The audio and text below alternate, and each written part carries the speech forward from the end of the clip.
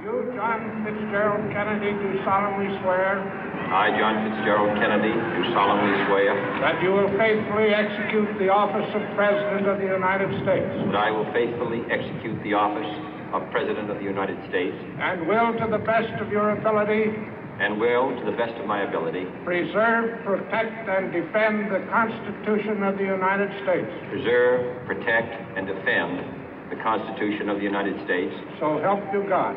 So help me God.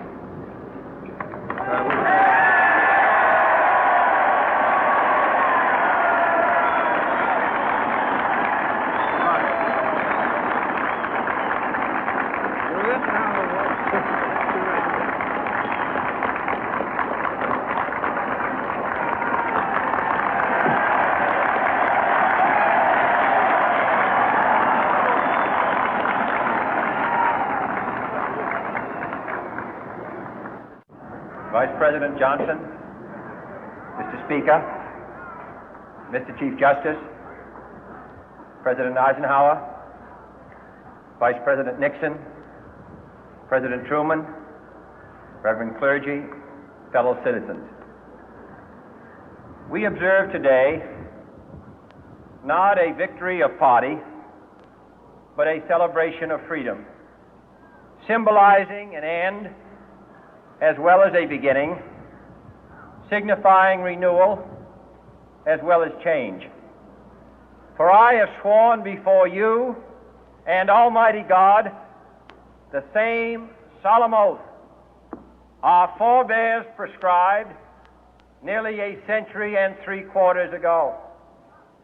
The world is very different now, for man holds in his mortal hands the power to abolish all forms of human poverty and all forms of human life. And yet the same revolutionary beliefs for which our forebears fought are still at issue around the globe. The belief that the rights of man come not from the generosity of the state, but from the hand of God. We dare not forget today that we are the heirs of that first revolution. Let the word go forth from this time and place to friend and foe alike that the torch has been passed to a new generation of Americans born in this century, tempered by war, disciplined by a hard and bitter peace, proud of our ancient heritage, and unwilling to witness or permit the slow undoing of those human rights to which this nation has always been committed and to which we are committed today at home and around the world.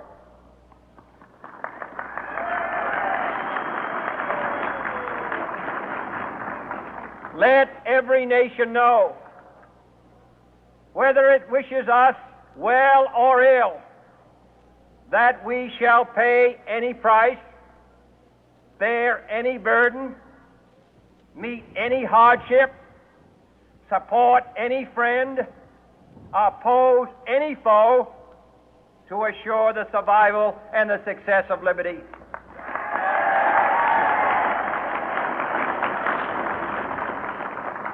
This much we pledge and more. To those old allies whose cultural and spiritual origins we share, we pledge the loyalty of faithful friends. United, there is little we cannot do in a host of cooperative ventures. Divided, there is little we can do, for we dare not meet a powerful challenge at odds and split asunder.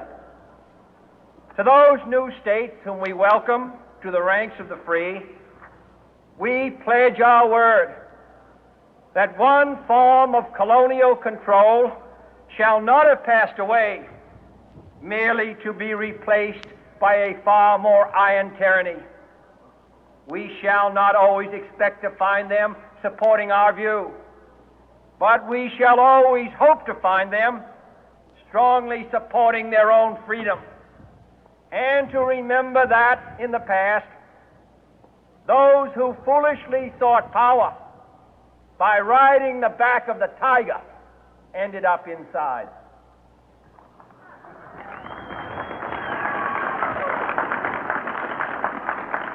To those people in the huts and villages of half the globe struggling to break the bonds of mass misery, we pledge our best efforts to help them help themselves for whatever period is required, not because the communists may be doing it, not because we seek their votes, but because it is right.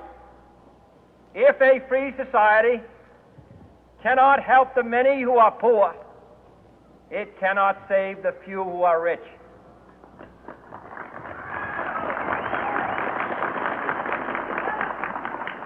To our sister republics south of our border, we offer a special pledge to convert our good words into good deeds, in a new alliance for progress, to assist free men and free governments in casting off the chains of poverty.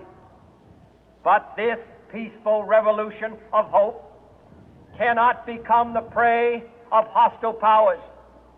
Let all our neighbors know that we shall join with them to oppose aggression or subversion anywhere in the Americas.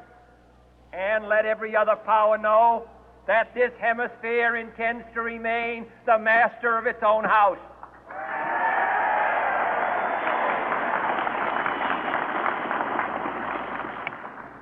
To that World Assembly of Sovereign States, the United Nations, our last best hope, in an age where the instruments of war have far outpaced the instruments of peace, we renew our pledge of support to prevent it from becoming merely a forum for invective, to strengthen its shield of the new and the weak, and to enlarge the area in which its writ may run.